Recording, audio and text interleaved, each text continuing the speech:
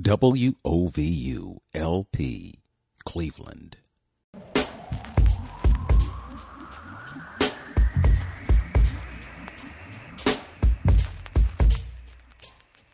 This is Open Door with Vince Robinson. In-depth conversations with people who are making a difference in the lives of others here and around the world. Culture is at the heart of who you are. Know your culture, find yourself on Open Door with Vince Robinson. Greetings and salutations. Welcome to another edition of Open Door with Vince Robinson. My guest this morning is Ife Gail Young. She's a writer and performer, and she's got quite a bit of experience under her belt. She has shared with me about a production of a stage, I guess it's a staged reading or some type of a performance that will have happened at the Ensemble Theatre by the time this show airs. But I just wanted her to be able to share the experience with you. So welcome to Open Door, Ife. Thank you so much. Thank you for inviting me. Okay. And tell us about this wonderful creation that you have made. Okay, this actually is a short play. It's called In the Dance of Stars, and it's a virtual reading where the actors are actually in their own space, and it's on a Zoom. It's like a webinar, and what happens is that this particular piece is a lot different from the kind that I normally write. It's a little bizarre. It actually is about a middle-aged white woman and a black 22-year-old boy or young man, and they're both experiencing fears. They're, letting out a little of their vulnerabilities, and it's about COVID. And they're people, the young man's grandmother is in the hospital with COVID, and the woman's husband is in the hospital with COVID. And the difference with this play and what I normally write is that this play deals with two races. I usually write Black historical pieces or situations that deal around Black people, but this is what you call it, I suppose, an interracial play. And what they wind up doing, these two wind up doing, is they wind up turning to the stars for answers and for help, because they sort of lacked a little faith at one point. But they remember what the stars did and how they functioned, especially in the past and still today. And navigators have looked to the stars to find their way. Stars have, actually taught or told farmers when they should harvest or plant crops. And so they sort of look to the stars to see if the stars are going to answer their questions or answer their prayers about their loved ones healing and coming out of the hospital. It's, like I said, it's a bizarre piece, but you have to see it to exactly know what the piece is saying, and then you form your own opinion. Yes. Well, it's interesting. I've had conversations with Terrence Spivey, who also is a playwright as well as an artistic director. He has his own entity called Powerful Long Ladder. Yes. And like you, his work focuses on the plight of Black folk in this country and I guess around the world, because what Black folk are going through in America, Black folk are going through in other places in the world. So I think we have kind of a common bond when it comes to that. But, as you were describing this play and how different it is from what you normally do, I just couldn't help but think that the Black experience is parallel to the American experience. It's like you can't really separate the two, because our experience is their experience. It's just that we have different perspectives on it. Exactly. What inspired you to detour from your normal course of writing? Well, and I really have not deterred from it. After this piece, I have a piece called The Garveyites, which is about a family and Marcus Garvey philosophy. But with this, I lost my brother during this COVID madness. And I know a lot of other people who've lost loved ones, and not just Black people. And they're suffering. Everybody's suffering. It's a human problem. It's everybody is feeling the emotions that Black people feel, white people feel. And so I didn't want to separate, and you really can't say that this is a Black problem. COVID is just a Black problem. Although there are some disparities.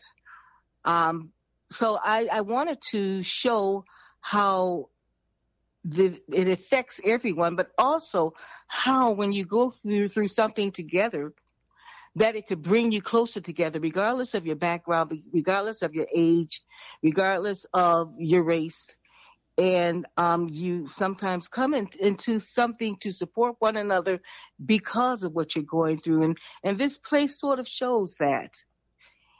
And you'll have to actually, you won't be able to see it, perhaps, but it will air again, I'm sure. And it shows just how vulnerable human beings are in that stream that ties us all together. Yes. Well, it's interesting, too, because as you were describing it, I was hoping that there would be some kind of way to see it. And, just the whole idea of a stage play and the fact that you're able to weave, real life situations into those things that are, dramatically presented on a stage. It can be very powerful, as the lights in the theater are down and your eyes focus where the lights take them, and then you hear the dialogue, and sometimes there's music and other things to support what's going on. A theatrical performance can be a very powerful experience for those who are viewing it, and just being an author and being able to write those issues into the script, it's really quite a powerful thing to be involved with. What inspires you, or what has inspired you to take up the mantle of writing as a way of communicating human experience and specifically dealing with the Black experience? Oh boy, this goes so far back from the time I was a child, but mainly, I can tell you when I first started writing plays, because I've always written, and I can remember from elementary school, my teacher would have me read stories to the class that I'd written. But with plays, I saw a production in junior high, and it was the works of Lorraine Hansberry. Also probably, I would say Langston Hughes, but something hit me and I knew I wanted to do that. I wanted to write, and I wanted the audience to see what I was writing. And I grew up in such a rich time, when so much was going on in our Black world. We had the poetry, we had the riots, we had so much going on to express in writing, whether it be a story, a play, a poem, whatever. And so that's what sort of, made me want to put the Black experience on paper. And also, when I was a kid, I used to read a lot. I go to the library. It was so hard to find Black plays. And I knew they were out there. I read a lot of white plays, but I knew that I wanted to say something in representation for Black people.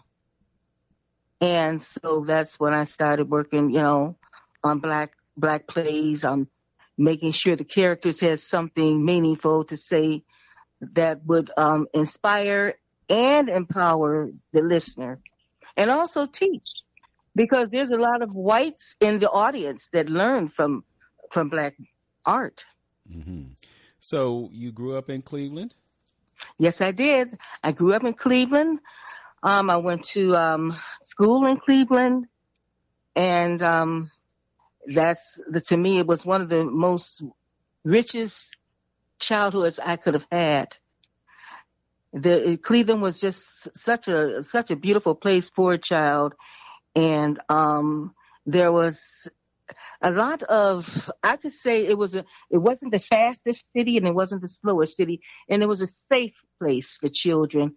And I grew up in Cleveland, and when I was about 11 years old, I would go to Karamu with some friends of mine.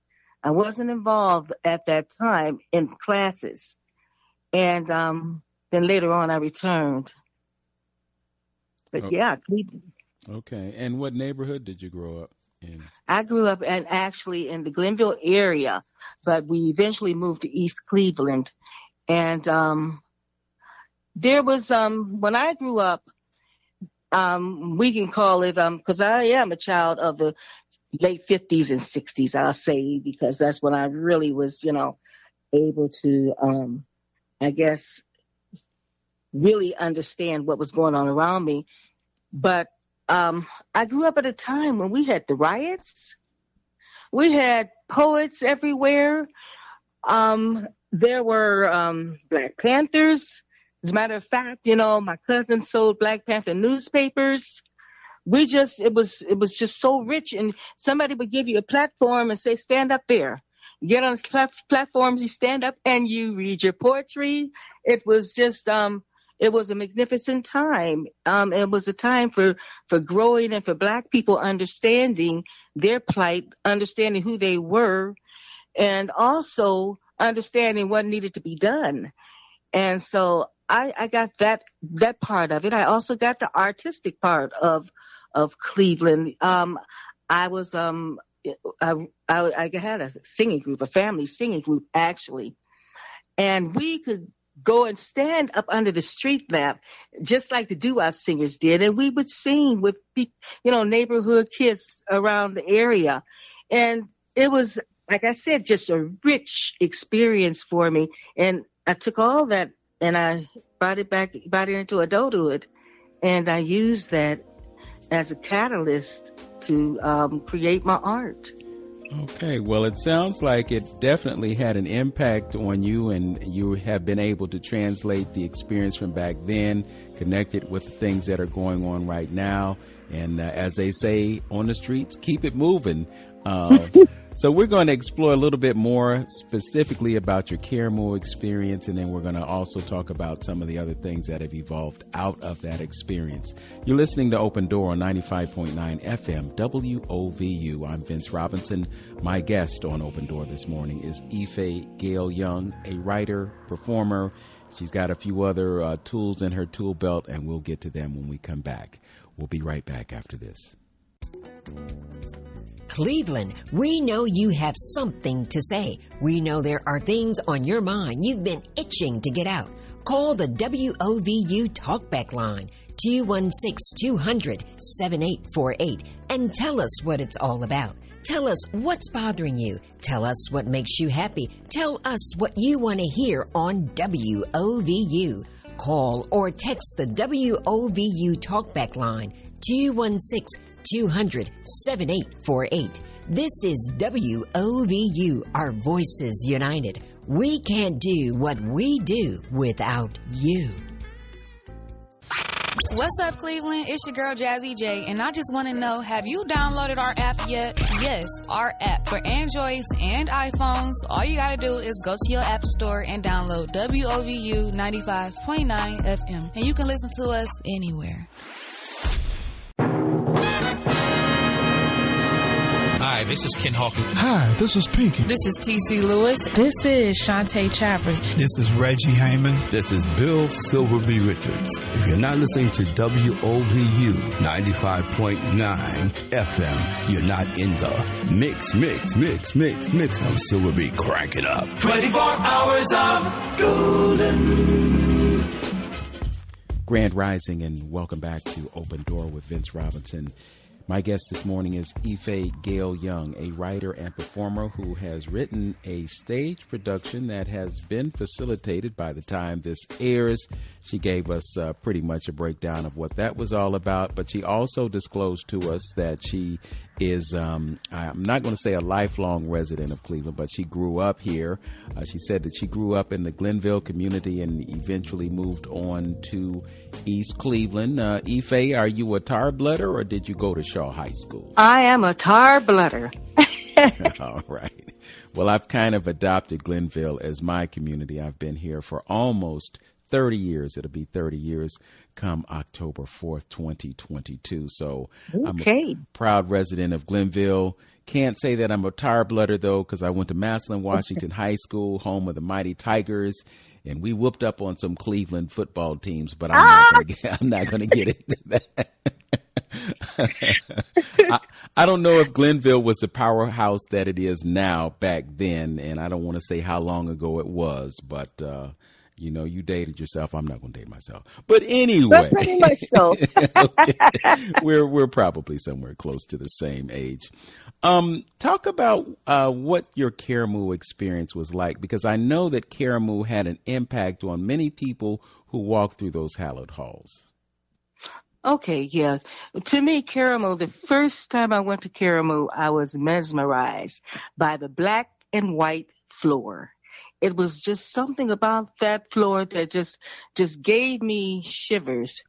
And I was a child then. I can't really talk too much about it then, but I did go back to Karamu when I was in my late 20s. And that's when I started taking classes. My first drama teacher was Ray Almond. And I studied drama, but he also taught us something called vocal projection. And because they didn't have the microphones that they have nowadays, you know. But it was a rich learning experience with him. He was such a wonderful teacher. And when we left, we were able to sing because he taught us the techniques to using our vocal cords, our wind control. And most people who were not even able to sing at that point in time, they could when they left the class. And that's, again, though, I started off as there at Karamu as wanting to act. And I did. As a matter of fact, I got casted in a play in the lead role. But we didn't go through with the play because at that point in time, Ray Almond, who has passed on now, he became a fireman and he had to leave. So, you know, we didn't do the play. But from that point on, I went to Lucia Columbi's class. And she also has passed on. And she was my next teacher. And she kept telling me, she said, you know what? I wrote something for her to read. She says, you really ought to take this up, or you really ought to write. And I said, well, I've been writing and I've been just sort of putting things away. And I pulled some things out, and she really inspired me to write for theater. Now, I had been writing, and theater was not the first thing I've written. I started off writing stories. And they were all kinds of stories, but basically from the Black experience. And playwriting is just one thing that I pulled up and started doing at that time. And I realized that like people really like my work, you know? So I continued to do that. And but as I did playwriting, I also wound up performing my own plays. And especially like the one-woman shows that I would write. And sometimes I would have several characters in there, and I performed the characters as well. But the one-woman shows that I would do, I did things like shows for Martin Luther King. I portrayed Billie Holiday. I did so many things that they're doing now. And then I got into, even more so than that, I got into book writing. And I know I'm probably going off the subject, but those things also helped me become a better playwright. And I just never stopped writing anything. I'm still writing books today. I'm still writing the plays today. And I've had several plays done with Caramel. Caramel basically produced 2 plays of mine. One was called, I do believe, years back, one was called Hopscotch Blues. And then another one was called Queens for a Play. And these were like way, way back. But that was a start, and that gave me enough confidence to continue on with theater and writing the plays. So here I am today, still doing it. Mm. So how does it go from being on the pages that you've written on to actually being on stage with characters, delivering the lines that you've written? How does that work for you? I prefer to do my own work, and I'll tell you why. Anytime you get into a play, they're very time consuming. You can spend up to 2 months. You're rehearsing the play, and then you're actually doing the run of the play. But for me, I prefer to do my own work. It was easy to take it from the page to the stage, mainly because I guess because that, acting was also so into me as well. I love to act, but also it's kind of crazy how it just sort of fuses into your body, and I was just in me, I suppose. Mm-hmm. And I had no problems like playing Billie Holiday. I just could conceptualize who she was and or either any other character that I did. It was like and I really didn't work as hard as what I would do somebody else's work. Mm-hmm. It was I could just say bizarre, in a sense, because sometimes I would just become that character, just the snap of a finger. And I guess that's what an actress does or should be able to do. Yes.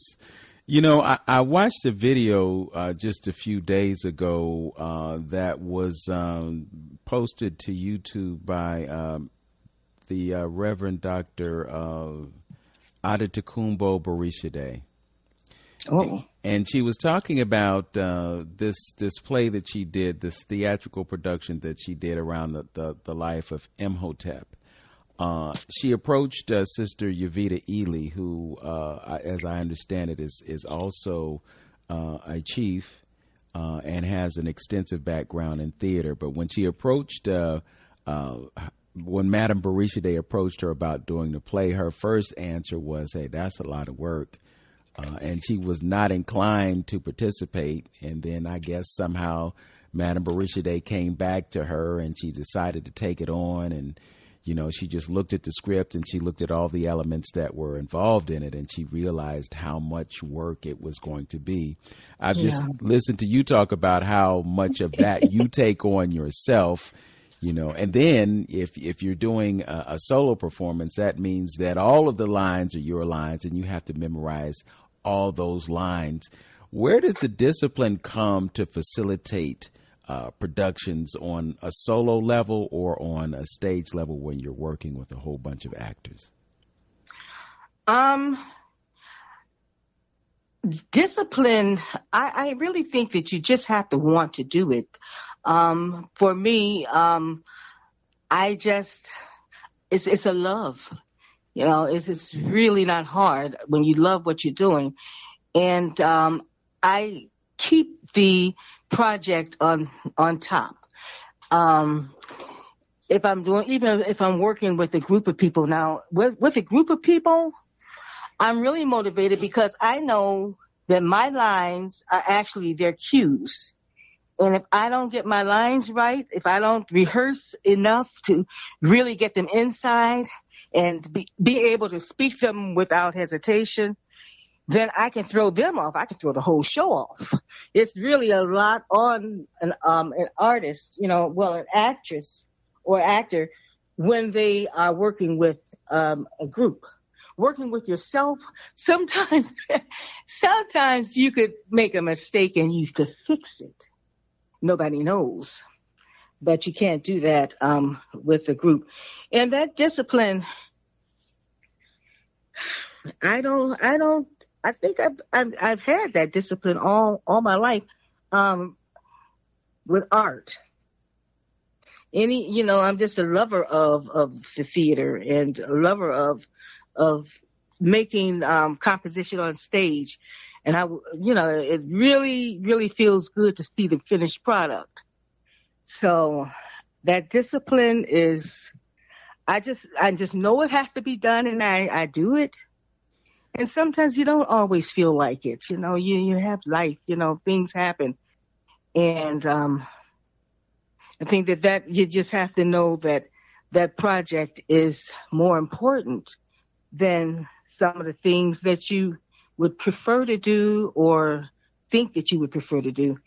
And you just do it. It's almost, I can't even explain once you take on a assignment, it's just up to you to get it done. Yes. And that's, that forms that discipline. Okay.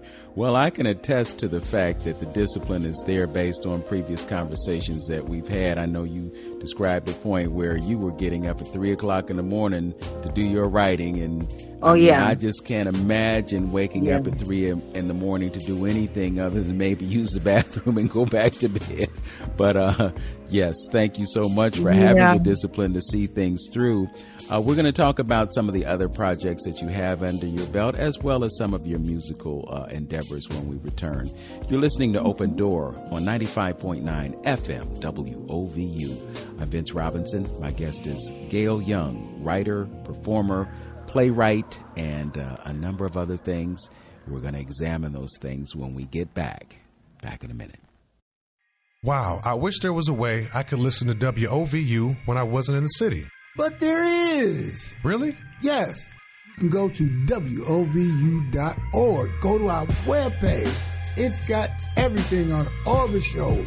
Eric Nolan is in the building. This is Rachel Hill, the host of Her in the Huddle. This is Delvis Valentine. On the listing. Yo, what it do is your girl DJ Coco Z. Hey, I am Talitha Kube from Let's Talk About It. Hi, this is DJ Black Unicorn. WOVU.org. Tap the app. Listen live. This is WOVU 95.9 FM, Burton Bell Carr Community Radio.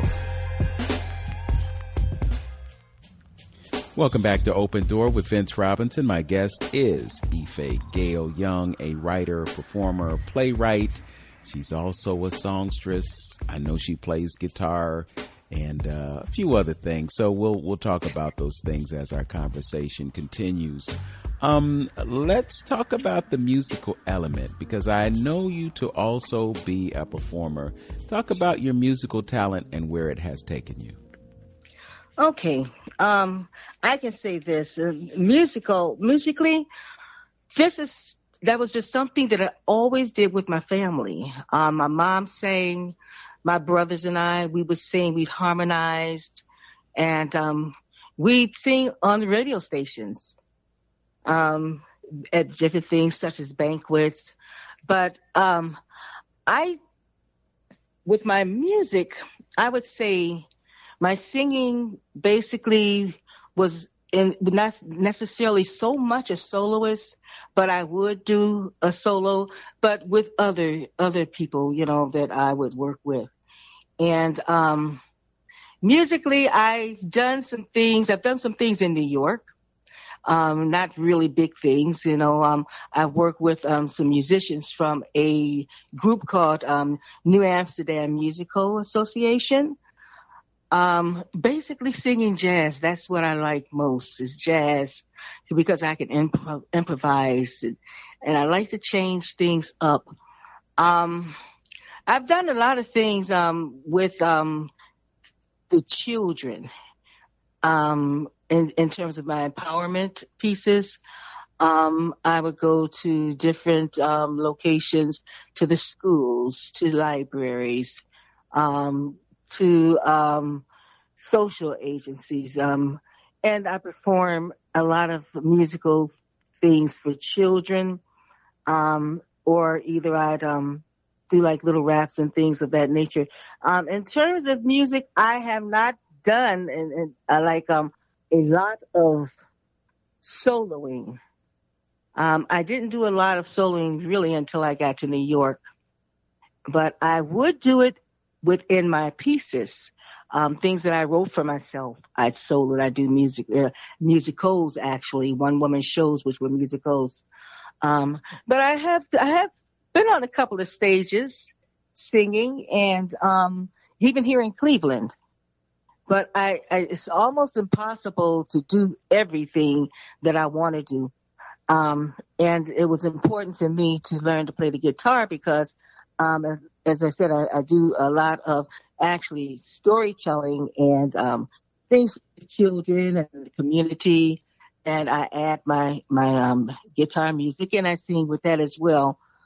I remember singing at a function in New York, and a woman came by, and she asked me, "Oh my goodness, you're singing Billie Holiday." She said, "Can you come and sing with me?" And I was working with a couple pieces of a band, a guitarist and a saxophonist, and I didn't do it, And she said, "Do you know who I am?" And I said, "I'm not sure." She says, "My name is Bobby Humphrey. I'm a flautist." And I said, "The flautist?" Oh no, I didn't tell her no. But I when it comes to singing, most of my singing is contained within my plays, my own plays that I've done, and also with storytelling. Hold up, wait a minute. You saying that Bobby Humphrey came to you and said, "Will you come and sing with me?" And you said, "What?" I was working with somebody. Yeah, I didn't know who she was. Okay. I didn't know who she was. And I got this experience, and I'm thinking to myself, because I've always sang, and people have said, "Oh, wow, you sing, you sound nice." But I never thought of myself as a vocalist because I sort of limited myself to a writer. Yeah, but you said that you grew up in a family singing group, and you singing on the radio, and so... Yeah. But not as a soloist. I didn't see myself as a soloist until I went to New York. And people started giving me so many compliments with my vocals. And that's when I realized that I need to do something with it. And I have, I've done a lot with it since then. But mainly, with it, like I said, within my plays. Okay. And storytelling. Okay. So telling stories, you go from Cleveland to New York, and New York is like, if you can make it in New York, you can make it anywhere. It's not always easy, but it is, for some, it is a necessary stepping stone to achieve a certain level of notoriety. What was the experience like for you going from a place like Cleveland, which is a relatively small town, comparatively speaking, going from a town like Cleveland to going to the Big Apple? Oh, my goodness. It was, I would say, mind-blowing. More so than anything about New York is I was observing. There were things that I saw in New York that I never saw in Cleveland. And just walking normally on a sidewalk, and you're seeing somebody laying there. And my Cleveland mentality told me this person is sick. I need to call 911. And I'd run into a store and say, "Please, a man is laying on the sidewalk. I think he's sick, or something is wrong with him. Please call." And it was like nothing to them. And I'm saying, "Aren't you going to call?" But going to New York, artistically, I was intimidated. I thought that I wasn't ready. I got involved in a workshop called Frank Severo Writers Workshop, which is a playwriting workshop for people of color. And to my surprise, my work was like at the top with theirs. And some of it was a little bit better because I had worked at it so hard. But at the same time, though, New York put you in a classroom. And it made you feel like you were going somewhere even while you were learning. And there was a lot of opportunity in New York where it's like in your face in Cleveland. You'd have to prepare. You'd have to write letters and get on the telephone and try to book yourself for certain events. Whereas New York, it was right there. Everywhere you turned, there was an opportunity. So that was different, And then coming from Cleveland, going to New York, especially let's say Harlem, I got like the tail end of what Harlem probably was in the past and, up to that time. It was like I saw the artwork. There were vendors on the streets and they were selling oils and incenses, CDs, albums, food. I saw where, and it was, like I said, it was really mind-boggling. I saw where people would stand up on crates and they would sing, recite poetry, or preach. You see, when they say street preachers, these were truly street preachers. Drummers were everywhere. Poets. Everybody was doing their thing in the streets and in the subways. And it was just like a city of art, just a city of art. You love it, and then suddenly you find yourself surrounded by it. The energy was so high, I couldn't go to sleep for like 3 weeks. I was just tossing and turning. And I worked with some people, people who were even in plays that Frank Severo Writers Workshop read of mine, and I see them on television. I'm saying, oh my goodness, like, artists that, I saw one artist on Power. Then I saw a couple of other artists on, one was on General Hospital. So, I mean, it's just amazing. New York, though, it had a negative element in it as well with the arts because artists are not paid very well in New York. And I was surprised at that. And this is because there's so many. And those, who are doing the hiring, if they could tell one no, if they could tell one that, if you don't want to accept this, I could always get someone else. And it's so true. They didn't pay that well, but that's where you could really, really bite down and learn your craft in New York. Yes. I was going to ask you about the cost of living. Obviously, it costs a whole lot more to live there than to live here. So if you combine you going to New York, high cost of living, and then they're paying artists less, how do you survive in such a circumstance? You work, you do a little bit of everything. And I worked constantly. I worked, but also I tried to work just part-time, but I wanted to just, I didn't want to teach. I didn't want to use up all my time on a job. So I did a lot of sacrificing, but also with my work, I was able to, with my stories, which actually everything that I do is about 95% original. Sometimes I'll do something traditional, but I was fortunate in being able to make a little money on the side as well as work. But trust me, your money goes for the cost of living in New York. You don't have a lot left. Yes. So not at all. Yeah, so it's the proverbial waiting tables by day or waiting tables by night, and then trying to make those auditions or whatever during the daytime. working a little job here, working a little job there, but in your mind of mind and hearts of hearts, you wanting something larger and hoping that opportunity, that big opportunity falls, and then you can walk away from all these other little things that you're doing and get the big paycheck, or end up with one of your plays on Broadway or maybe off Broadway, and you finding a sponsor like Zora Neale Hurston or something like that. It seems like a rather romantic notion to get involved in, but it's also the kind of thing that sends folks packing, catching that midnight train to Georgia. Yeah. Yes, but indeed.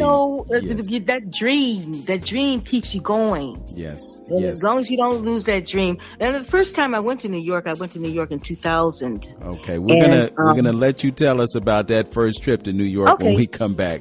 We're up against the break. You're listening to 95.9 FM WOVU. This is Open Door with Vince Robinson. My guest this morning is Ife Gail Young. We'll be right back after this. Since 1997, St. Luke's Foundation has awarded millions of dollars each year to positive, impactful organizations that serve you and your community. And now it's time to put the money where your mouth is. So we're introducing Lift Every Voice, a platform created to hear directly from you. We want to know what's important to you and what's important for your community, so St. Luke's Foundation can put all these millions in all the right places. And sharing your voice is easy to do. Go to lev216.org and sign up for the Lift Every Voice email and text updates. It's completely anonymous and totally free. And your voice will impact where, why, and how St. Luke's Foundation spreads that monetary love. Head over to lev216.org and sign up now to help lift every voice in our community. This message is brought to you by St. Luke's Foundation and WOVU 95.9 FM, Our Voices United, a Burton Bell Carr community radio station.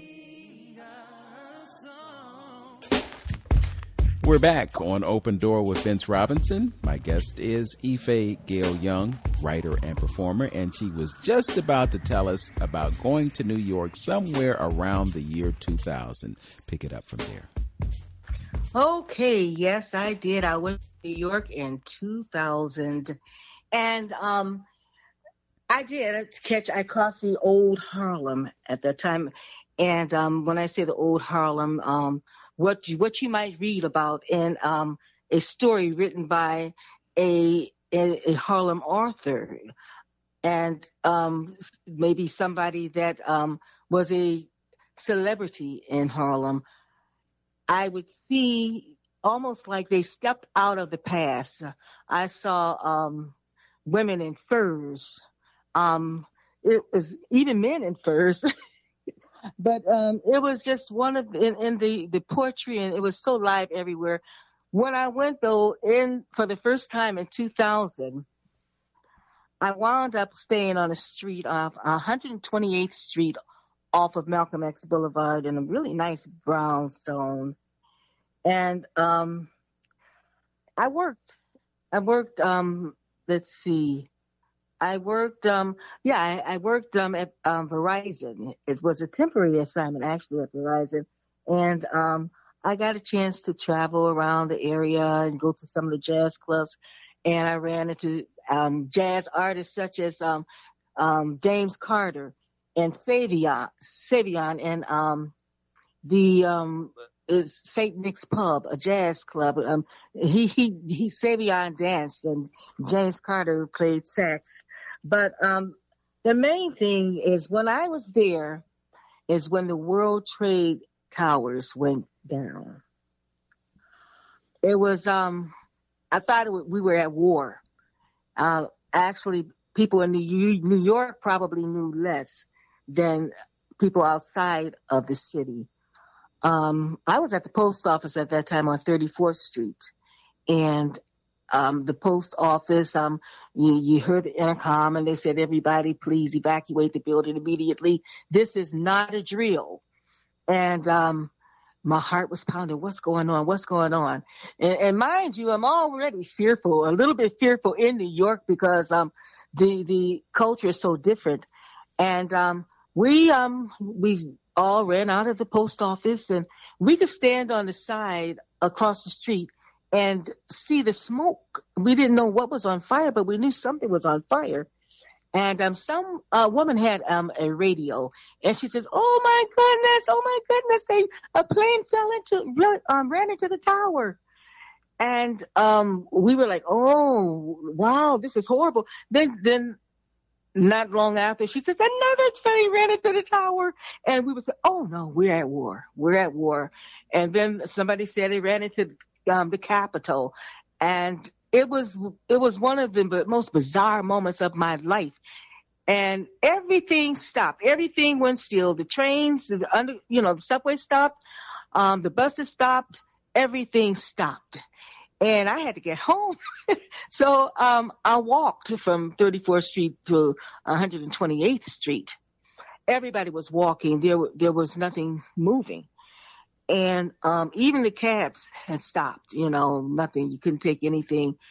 And that's when I found out that the towers had gone down. And I'm thinking to myself, what is a small town Cleveland girl doing in a city like this, and actually experiencing seeing the towers burning?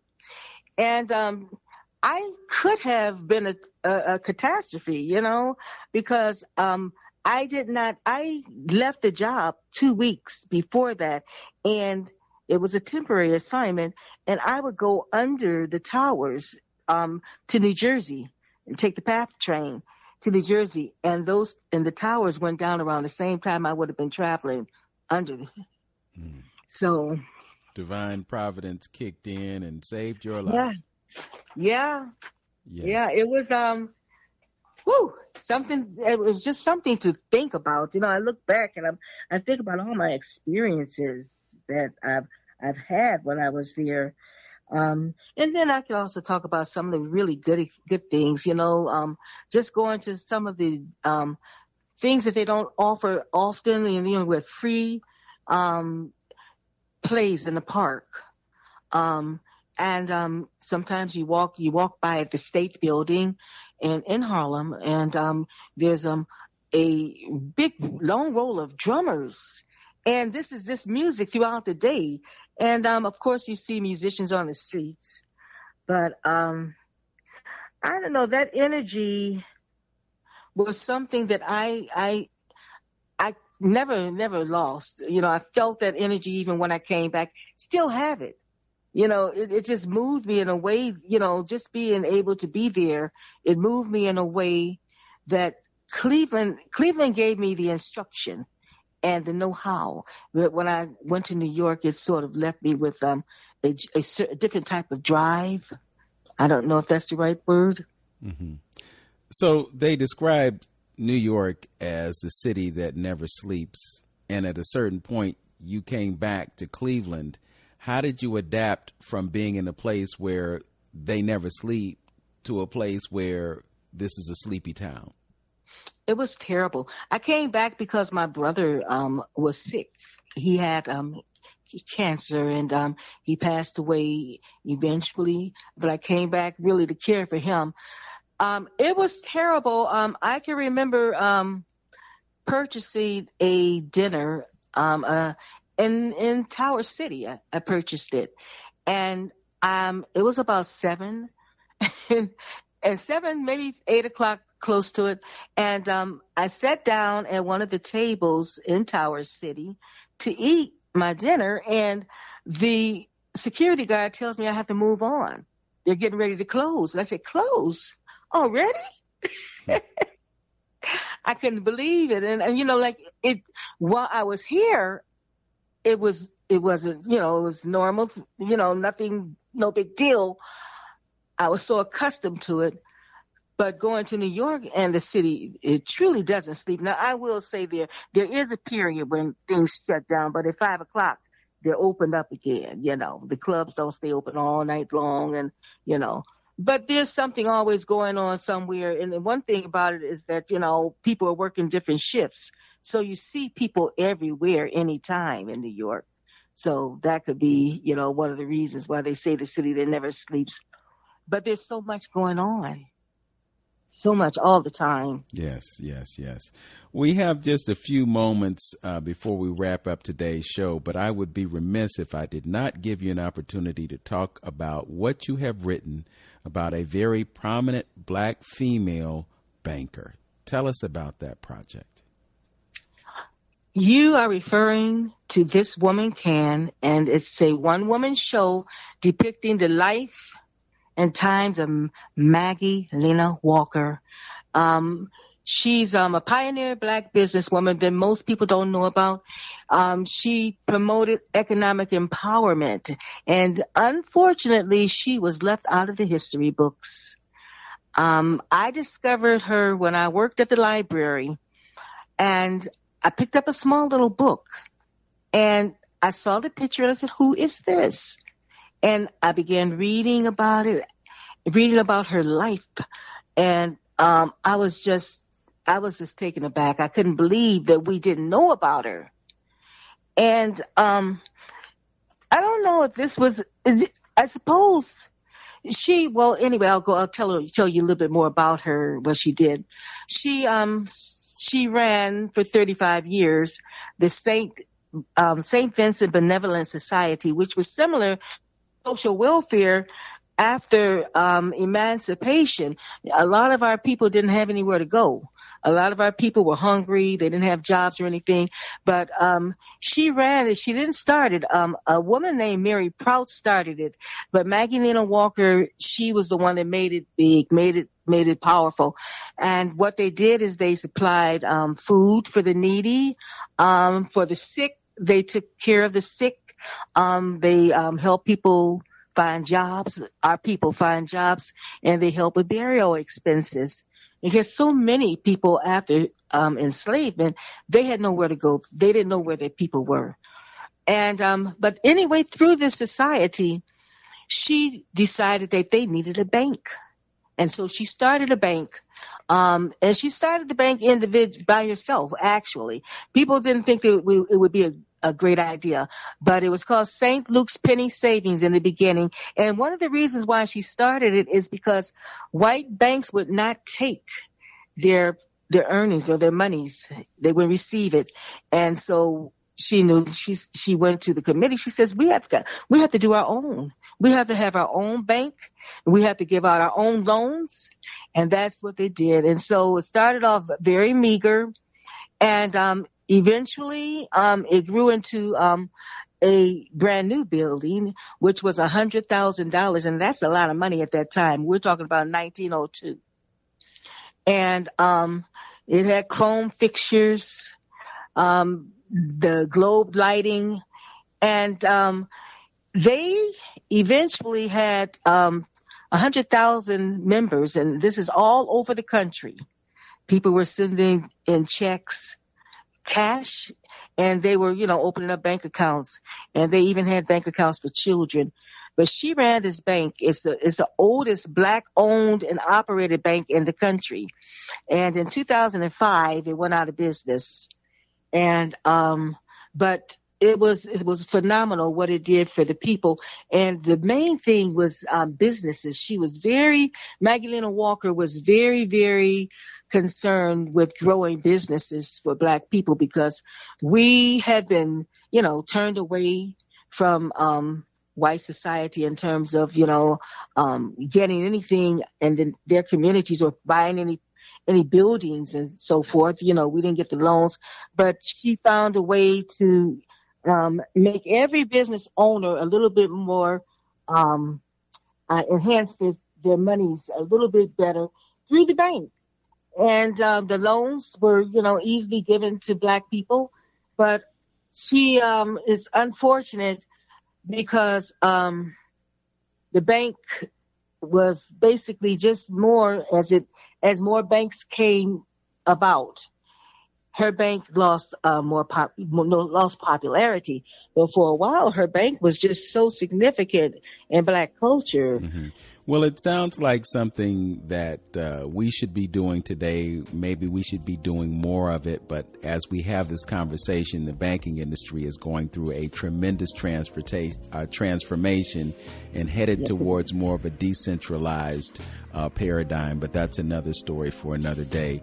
Gail, it has been an absolute pleasure to have this conversation with you. I think Cleveland knows a bit more about you than they did before, and we appreciate you sharing your story with us. So thanks for joining me on Open Door, and thanks to you who are listening in the audience right now. We appreciate your patronage each and every week. Know yourself, love yourself, be yourself, make today your best day. Peace.